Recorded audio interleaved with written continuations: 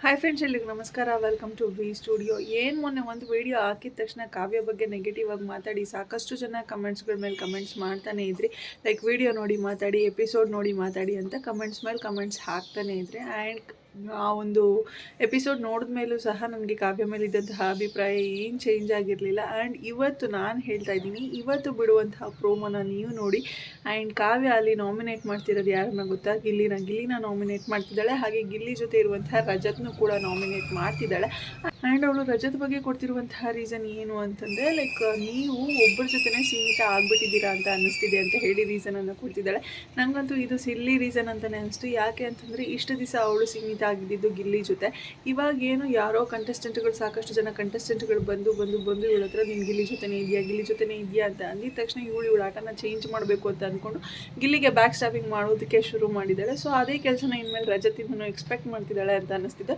So ರಜತ್ಗೂ ಕೂಡ ಅದೇ ರೀತಿಯಾದಂತಹ ರೀಸನ್ನ ಕೊಡ್ತಿದ್ದಾಳೆ. ಆ್ಯಂಡ್ ರಘು ಆಗಿರ್ಬೋದು, ಕಾವ್ಯ ಆಗಿರ್ಬೋದು, ಕಂಪ್ಲೀಟ್ಲಿ ಫೇಕಾಗಿ ಆಟನ ಆಡ್ತಿದ್ದಾರೆ ಅಂತ ಹೇಳ್ಬೋದು. ಆ್ಯಂಡ್ ರಘು ಅವ್ರು ಒಂದು ಸ್ಟೇಟ್ಮೆಂಟ್ ಮಾಡಿದ್ದು, ಗಿಲ್ಲಿ ಹೊರಗಡೆ ಈ ರೀತಿ ಇಲ್ಲ ಅಂತ ಹೇಳಿ ಸ್ಟೇಟ್ಮೆಂಟ್ ಮಾಡಿದರು. ರಘು ಅವ್ರು ಒಬ್ಬರನ್ನ ಬಿಟ್ಟರೆ ಗಿಲ್ಲಿ ಜೊತೆ ಇರುವಂತಹ ಎಲ್ಲ ಸ್ನೇಹಿತರು ಸಹ ಹೇಳ್ತಿರೋದೊಂದೇ, ಗಿಲ್ಲಿ ಹೊರಗಡೆ ಹೇಗಿರ್ತಾನೋ ಅದೇ ರೀತಿ ಬಿಗ್ ಬಾಸ್ ಮನೆ ಒಳಗಡೆನೂ ಇದ್ದಾನೆ. ಗಿಲ್ಲಿ ಏನಾದರೂ ಸೆಟ್ಟಿಗೆ ಬಂದ ಅಂತಂದರೆ ಅವನ್ನ ಒಂದು ದಿವಸ ತಡ್ಕೊಳ್ಳೋದಕ್ಕಾಗೋದಿಲ್ಲ. ಆ ರೀತಿಯೇ ಗಿಲ್ಲಿ ಬಿಗ್ ಬಾಸ್ ಮನೆ ಒಳಗಡೆನೂ ಇರೋದು. ಅವನೇನು ವ್ಯಕ್ತಿತ್ವನ ಚೇಂಜ್ ಮಾಡ್ಕೊಂಡು ಆಟನ ಆಡ್ತಿಲ್ಲ ಅಂತ ಹೇಳಿ ಈ ಮುಂಚೆ ಗಿಲ್ಲಿ ಜೊತೆ ವರ್ಕ್ ಮಾಡಿರುವಂತಹ ಎಲ್ಲ ಕಂಟೆಸ್ಟೆಂಟ್ಗಳು ಕೂಡ ಬೇರೆ ಒಂದು ಇವೆಂಟಲ್ಲಾಗಿರ್ಬೋದು ಅಥವಾ ಬೇರೆ ಒಂದು ರಿಯಾಲಿಟಿ ಶೋಸ್ಗಳಲ್ಲಾಗಿರ್ಬೋದು ವರ್ಕ್ ಮಾಡಿರುವಂಥವ್ರು ಎಲ್ಲರೂ ಸಹ ಹೇಳ್ತಿರೋದು ಅಂದರೆ, ಗಿಲ್ಲಿ ಹೊರಗಡೆ ಹೇಗಿದ್ನೋ ಅದೇ ರೀತಿ ಇದ್ದಾರೆ ಅಂತ. ಬಟ್ ರಘು ಅವ್ರು ಮಾತ್ರ ಆ ರೀತಿ ಸ್ಟೇಟ್ಮೆಂಟ್ ಕೊಟ್ಟಿದ್ದಾರೆ. ಆ್ಯಂಡ್ ರಘು ಅವ್ರು ಈ ನಡುವೆ ಏನು ಮಾಡ್ತಿದ್ದಾರೆ ಅಂತಂದರೆ, ಲೈಕ್ ಬೇರೆ ಕಂಟೆಸ್ಟೆಂಟ್ಗಳು ಎಲ್ಲರ ಹತ್ರ ಹೋಗಿ ಗಿಲ್ಲಿ ಬಗ್ಗೆ ಒಂಥರ ನೆಗೆಟಿವ್ ಆಗಿ ಗಿಲ್ಲಿನ ತೋರಿಸೋದಕ್ಕೆ ಟ್ರೈ ಮಾಡ್ತಿದ್ದಾರೆ ಅಂತ ನನಗೆ ಅನಿಸ್ತಿದೆ. ಆ್ಯಂಡ್ ಇದು ನಿಜಕ್ಕೂ ಬ್ಯಾಕ್ ಸ್ಟಾಪಿಂಗ್ ಅನ್ನೋದು ಕರೆಕ್ಟಾಗಿ ಗೊತ್ತಾಗ್ತಿದೆ. ಗಿಲ್ಲಿ ರಘು ಅವ್ರ ಬಗ್ಗೆ ಏನಾದರೂ ಹೇಳಿದ್ದಾನೆ ಅಂತಂದರೆ ರಘು ಅವ್ರ ಮುಂದೆನೇ ಹೇಳ್ತಾನೆ, ಲೈಕ್ ನಾವು ರಘು ಅವ್ರು ಬಂದಾಗ ಹಂಗೆ ಅಂದ್ಕೊಂಡ್ವಿ, ಹಿಂಗೆ ಅಂದ್ಕೊಂಡ್ರಿ, ರೌಡಿಸಮ್ ಥರ ಅಂದ್ಕೊಂಡ್ವಿ, ಏನು ಈ ವ್ಯಕ್ತಿ ಹಿಂಗಿದ್ದಾನೆ ಅಂತ ಅಂದ್ಕೊಂಡ್ವಿ, ಬಟ್ ಇವಣ್ಣ ಆ ರೀತಿ ಇಲ್ಲ, ಹೋಗ್ಬಿಟ್ಟು ಕಿಚನಲ್ಲಿ ಬೆಳ್ಳುಳ್ಳಿ ಈರುಳ್ಳಿ ಸುಳ್ಕೊಂಡಿರ್ತಾರೆ ಅಂತ ಹೇಳಿ ಗಿಲ್ಲಿ ಡೈರೆಕ್ಟಾಗಿ ರಘು ಅವ್ರ ಮುಂದೆನೇ ಹೇಳ್ತಿರ್ತಾನೆ ಏನೇ ಹೇಳಬೇಕಾದ್ರೂ. ಬಟ್ ರಘು ಅವ್ರು ಆ ರೀತಿ ಮಾಡ್ತಿಲ್ಲ. ನಿನ್ನೆ ಕಾವ್ಯ ಮತ್ತು ಸೂರಜ್ ಅವ್ರ ಹತ್ರ ಹೋಗಿ ಕುತ್ಕೊಂಡು ಕೇಳ್ತಾರೆ, ಲೈಕ್ ನನ್ನ ಪರ್ಸ್ನಾಲಿಟಿ ಏನಾದರೂ ಬೇರೆ ರೀತಿ ಕಾಣಿಸ್ತಿದೆಯಾ ಇಲ್ಲಿ, ಯಾಕಂದರೆ ಗಿಲ್ಲಿ ಯಾವಾಗೂ ಈ ರೀತಿ ಅಂದಿರ್ತಾನೆ ಅಂತ ಹೇಳಿ. ಅವನೊಬ್ಬ ಕಂಟೆಸ್ಟೆಂಟ್, ನಿಮಗೆ ಅವ್ನು ಏನಂದರೆ ನಿಮಗೇನು, ನೀವು ಅದನ್ನು ತಲೆಗೆ ಹಾಕ್ಕೊಬಾರ್ದು. ಅದನ್ನು ಬಿಟ್ಟು ನೀವು ಬೇರೆಯವ್ರ ಬಗ್ಗೆ ಬೇರೆಯವ್ರ ಹತ್ರ ಹೋಗಿ ಅಕಸ್ಮಾತ್ ನಿಮ್ಗೇನಾದರೂ ಅವನ ಹತ್ರ ಇತ್ತು ಅಂತಂದರೆ, ಪರ್ಸ್ನಲ್ ಗ್ರಿಜಸ್ ಇತ್ತು ಅಂತಂದರೆ ಅಲ್ಲೇ ಕುತ್ಕೊಂಡು ಅವ್ನ ಮುಂದೆನೇ ಹೇಳಿ ಕ್ಲಿಯರ್ ಮಾಡ್ಕೊಬೇಕು. ಅದನ್ನು ಬಿಟ್ಟು ನೀವು ಬೇರೆ ಕಂಟೆಸ್ಟೆಂಟ್ಗಳ ಹತ್ರ ಹೋಗ್ಬಿಟ್ಟು ಗಿಲ್ಲಿ ಬಗ್ಗೆ ನೆಗೆಟಿವ್ ಆಗಿ ಮಾತಾಡೋಕ್ಕೆ ಟ್ರೈ ಮಾಡ್ತೀರಾ, ಅವನನ್ನು ನೆಗೆಟಿವ್ ಆಗಿ ಪೋರ್ಟ್ರೇ ಮಾಡೋದಕ್ಕೆ ಟ್ರೈ ಮಾಡ್ತಿದ್ದೀರಾ ಅನ್ನೋದು ತುಂಬ ಎವಿಡೆಂಟಾಗಿ ಗೊತ್ತಾಗ್ತಿದೆ. ಆ್ಯಂಡ್ ನಿಮ್ಮಿಬ್ಬರ ಕಾಂಬಿನೇಷನ್ನ ತುಂಬ ಜನ ಜಾಸ್ತಿನೇ ಇಷ್ಟಪಟ್ಟಿದ್ರು. ಅದನ್ನು ವೀಕೆಂಡ್ ಎಪಿಸೋಡ್ಸಲ್ಲೂ ಕೂಡ ತುಂಬ ಸತಿ ವಿಡಿಯೋಗಳನ್ನ ಹಾಕಿ ತೋರಿಸಿದ್ದಾರೆ. ಸೊ ನೀವಿಬ್ಬರು ಹೊರಗಡೆ ಹೇಗೆ ಕಾಣಿಸ್ತಿದ್ದೀರಾ, ಜನ ನಿಮ್ಮಿಬ್ಬರನ್ನ ಹೇಗೆ ಇಷ್ಟಪಟ್ಟಿದ್ದಾರೆ ಅನ್ನೋದು ಎಲ್ಲ ಸಹ ನಿಮಗೆ ಗೊತ್ತಿದ್ರೂ ಸಹ ಏನಕ್ಕೆ ಈ ರೀತಿ ಗಿಲ್ಲಿ ಬಗ್ಗೆ ನೆಗೆಟಿವ್ ಆಗಿ ಮಾತಾಡ್ತಿದ್ದೀರಾ ಅನ್ನೋದು ನನಗಂತೂ ಗೊತ್ತಾಗ್ತಿಲ್ಲ. ಆ್ಯಂಡ್ ಕಾವ್ಯ ಅವರು ಗಿಲ್ಲಿನ ಬಿಟ್ಟು ಹೋಗಬೇಕು ಅನ್ನೋದು ಲೈಕ್ ಡಿಸೈಡ್ ಮಾಡಿಬಿಟ್ಟಿದ್ದಾರೆ ಅಂತ ಅನಿಸ್ತಿದೆ. ಯಾಕೆ ಅಂತಂದರೆ ಆ ರೀತಿ ನಡ್ಕೋತಿದ್ದಾರೆ ಕಾವ್ಯ ಅವರು. ಬಿಗ್ ಬಾಸ್ ಮನೆಯಲ್ಲಿ ನಾವು ಲಾಸ್ಟ್ ಸೀಸನ್ಗೆ ಕಂಪೇರ್ ಮಾಡಿದ್ರೆ ಈ ಸೀಸನಲ್ಲಿ ತುಂಬ ವರ್ಸ್ಟ್ ಕಂಟೆಸ್ಟೆಂಟ್ ಅಂತಲೇ ಹೇಳ್ಬೋದು. ಈ ಫ್ರೆಂಡ್ಶಿಪ್ ಹೊಂದುವಂಥ ವಿಚಾರಕ್ಕೂ ಸಹ ಯಾರೂ ಸಹ ಅರ್ಹತೆಯೇ ಇಲ್ಲ ಅನ್ನೋ ರೀತಿ ನಡ್ಕೋತಿದ್ದಾರೆ. ನಾವು ಲಾಸ್ಟ್ ಸೀಸನಲ್ಲಿ ನೋಡಿದಾಗ ಭವ್ಯ ಮತ್ತು ತ್ರಿವಿಕ್ರಮ್ ಅವರು ಸೇಮ್ ಸಿಚುವೇಶನ್ನ ಫೇಸ್ ಮಾಡಿರ್ತಾರೆ. ಬಟ್ ಭವ್ಯ ಅವರಾಗಿರ್ಬೋದು ಮತ್ತು ತ್ರಿವಿಕ್ರಮ್ ಅವರಾಗಿರ್ಬೋದು ಯಾರು ಎಷ್ಟೇ ಸತಿ ಬಂದು ಹೇಳಿದ್ರು ಸಹ, ಲೈಕ್ ನೀವು ಅವನಿಂದ ನೀವು, ನಿಮ್ಮಿಂದ ಅವರು ಅಂತ ಯಾರು ಎಷ್ಟೇ ಸತಿ ಹೇಳಿದ್ರು ಸಹ ಅವ್ರು ಅದಕ್ಕೆ ಕ್ಲಾರಿಟಿ ಕೊಡ್ತಾ ಹೋದರೆ ಹೊರತು, ಲೈಕ್ ನನ್ನ ಆಟನ ನಾನು ಆಡ್ತಿದ್ದೀನಿ, ಅವ್ರ ಆಟನ ಅವ್ರು ಆಡ್ತಿದ್ದಾರೆ ಅಂತ ಹೇಳಿ ಕ್ಲಾರಿಟಿ ಕೊಡ್ತಾ ಹೋದರೆ ಹೊರತು ಅವರ ಒಂದು ಫ್ರೆಂಡ್ಶಿಪ್ಪನ್ನು ಅವ್ರು ಬ್ರೇಕ್ ಮಾಡ್ಕೊಳೋದಕ್ಕೆ ಯಾವತ್ತೂ ಕೂಡ ಟ್ರೈ ಮಾಡಿಲ್ಲ. ಆ್ಯಂಡ್ ಹೊರಗಡೆ ಏನಾದರೂ ಇದು ನೆಗೆಟಿವ್ ಆಗಿ ಹೋಗ್ತಿದೆ ಅಂತ ಅನಿಸಿದ್ರೆ, ಫ್ರೆಂಡ್ಶಿಪ್ ಏನಾದರೂ ನೆಗೆಟಿವ್ ಆಗಿ ಹೋಗ್ತಿದೆ ಅಂತ ಅನಿಸಿದ್ರೆ ಸುದೀಪ್ ಅವರೇ ಒಂದು ಕ್ಲೂವನ್ನು ಕೊಟ್ಬಿಡ್ತಾರೆ. ಫಾರ್ ಎಕ್ಸಾಂಪಲ್, ಇವಾಗ ಹೇಗೆ ರಾಶಿಕಾ ಮತ್ತು ಸೂರಜ್ ಅವ್ರಿಗೆ ಒಂದು ಎಕ್ಸಾಂಪಲ್ ಕೊಟ್ಟರು, ಈಗ ನೀವಿಬ್ಬರು ಇದೇ ರೀತಿ ಆಟನ ಆಡ್ತಿದ್ರೆ ಇಬ್ಬರಲ್ಲೊಬ್ಬರು ಆಚೆ ಬರೋದು ಗ್ಯಾರಂಟಿ ಅಂತ ಹೇಳಿ ಅವ್ರಿಗೊಂದು ಹಿಂಟನ್ನು ಕೊಟ್ಟಿದ್ದಾರೆ. ಆ್ಯಂಡ್ ಲಾಸ್ಟ್ ಸೀಸನಲ್ಲೂ ಅಷ್ಟೇ ಮಂಜು ಮತ್ತು ಗೌತಮಿ ಅವ್ರಿಗೆ ಕ್ಲೂಸನ್ನು ಕೊಡ್ತಾನೆ ಇದ್ರು, ಹಿಂಟನ್ನು ಕೊಡ್ತಾನೆ ಇದ್ರು. ನೀವಿಬ್ಬರು ಫ್ರೆಂಡ್ಶಿಪ್ಪನ್ನು ಬಿಟ್ಟು ನಿಮ್ಮ ಆಟನ ನೀವು ಆಡಬೇಕು, ನಿಮ್ಮ ಆಟನ ನೀವು ಆಡ್ತಿಲ್ಲ ಅಂತ ಹೇಳಿ ಹಿಂಟನ್ನು ಸುದೀಪ್ ಅವ್ರು ತುಂಬ ಸತಿ ಡೈರೆಕ್ಟಾಗಿ ಹಿಂಟ್ಸನ್ನು ಕೊಟ್ಕೊಂಡು ಹೋಗ್ತಿದ್ರು. ಹಾಗೆ ಫ್ಯಾಮಿಲಿ ರೌಂಡಲ್ಲೂ ಕೂಡ ಫ್ಯಾಮಿಲಿ ಮೆಂಬರ್ಸ್ಗಳ ಕೈಯಲ್ಲೂ ಸಹ ಇದನ್ನೆಲ್ಲ ಹೇಳಿಸ್ತಿದ್ರು. ಬಟ್ ಆದರೂ ಸಹ ಅವರು ಅವರ ಫ್ರೆಂಡ್ಶಿಪ್ಪನ್ನು ಬಿಟ್ಟು ಆಟ ಆಡೋದಕ್ಕೆ ರೆಡಿ ಇರಲಿಲ್ಲ. ಸೊ ಆ ರೀತಿ ಏನಾದರೂ ಹೊರಗಡೆ ನೆಗೆಟಿವ್ ಆಗಿ ಕಾಣಿಸ್ತಿದೆ ಅಂತಂದರೆ ಸುದೀಪ್ ಅವರೇ ಹೇಳ್ಬಿಡ್ತಾರೆ, ಇಂಡೈರೆಕ್ಟಾಗಿ ಆಗಿರ್ಬೋದು ಅಥವಾ ಡೈರೆಕ್ಟಾಗಿ ಆಗಿರ್ಬೋದು.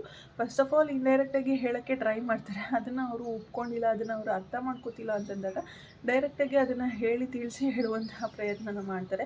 ಲೈಕ್ ಲಾಸ್ಟ್ ಸೀಸನಲ್ಲಿ ಮಂಜು ಅವರು ಫಿನಾಲೆಗೆ ಬಂದು ಗೆಲ್ಲಬೇಕಾದಂತಹ ಕಂಟೆಸ್ಟೆಂಟ್ ಅಂತಲೇ ಹೇಳ್ಬೋದು. ಬಟ್ ಗೌತಮಿ ಅವರ ಒಂದು ಫ್ರೆಂಡ್ಶಿಪ್ಪಿಂದ ಗೌತಮಿ ಅವ್ರ ಮೇಲೇ ಬ್ಲೇಮ್ ಹಾಕೋದಕ್ಕಾಗೋದಿಲ್ಲ. ಗೌತಮಿ ಆ್ಯಂಡ್ ಮಂಜು ಅವ್ರು ಮಾಡ್ಕೊಂಡಂತಹ ಒಂದಿಷ್ಟು ಎಡವಟ್ಟುಗಳಿಂದ ಮಂಜು ಅವರು 4th or 5th ಪೊಸಿಷನಲ್ಲಿ ಮನೆಯಿಂದ ಹೊರಗಡೆ ಹೋಗಬೇಕಾಗುವಂತಹ ಸಿಚುಯೇಷನ್ ಬಂತು. ಸೊ ಅದೇ ರೀತಿ ಅವ್ರ ಆಟನ ಏನಾದರೂ ಕೆಡ್ಸ್ಕೊತಿದ್ದಾರೆ ಅಂತಂದಾಗ ಸುದೀಪ್ ಅವರು ಒಂದು ಹಿಂಟನ್ನು ಕೊಟ್ಬಿಡ್ತಾರೆ. ಬಟ್ ಇವ್ರಿಗೆ ಯಾವುದೇ ರೀತಿಯಾದಂತಹ ಹಿಂಟನ್ನು ಸುದೀಪ್ ಅವ್ರು ಕೊಡ್ತಿಲ್ಲ. ಯಾಕೆ ಅಂದರೆ ಇವರಿಬ್ಬರು ಹೊರಗಡೆ ತುಂಬ ಚೆನ್ನಾಗಿ ಕಾಣಿಸ್ಕೊತಿದ್ದಾರೆ ಆ್ಯಂಡ್ ಹೊರಗಡೆ ತುಂಬ ಚೆನ್ನಾಗಿ ಬರ್ತಿದೆ ಇವರ ಪೇರ್ ಕೂಡ.